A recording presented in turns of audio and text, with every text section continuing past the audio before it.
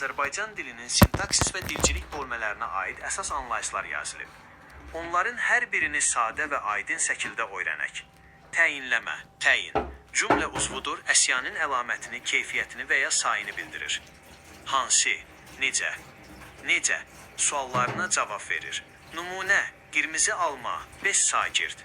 Sintaksis, dilciliyin cümlələri, söz birləşmələrini və cümlə uzvlərinin bir-biri ilə əlaqəsini öyrənən bölməsidir. Söz birləşməsi, iki və ya daha artıq müstəqil sözün məna və qrammatik cəhətdən birləşməsidir.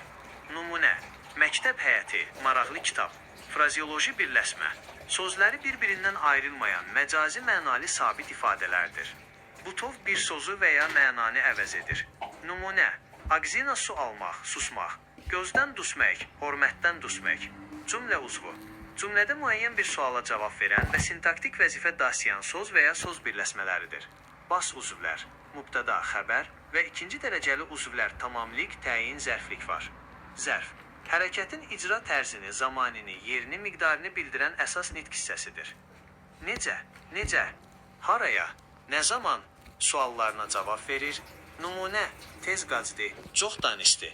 Zərflik, cümlənin ikinci dərəcəli uzvudur. İz və hərəkətin icra tərzini, zamanını, yerini, səbəbini və məqsədini bildirir. Zərflə və digər sözlərlə ifadə olunur. Feili sifət, həm feilin hərəkət, həm də sifətin əlamət xüsusiyyətlərini daşıyan feil formasıdır.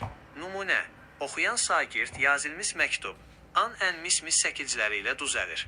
Feili bağlama, həm feilin, həm də zərfin xüsusiyyətlərini daşıyan, hərəkətin tərzini və ya zamanını bildirən feil formasıdır. Nümunə, gələndə zəng et, gülərək cavab verdi, anda, böləndə, araq, ərək şəkilciləri ilə düzəlir.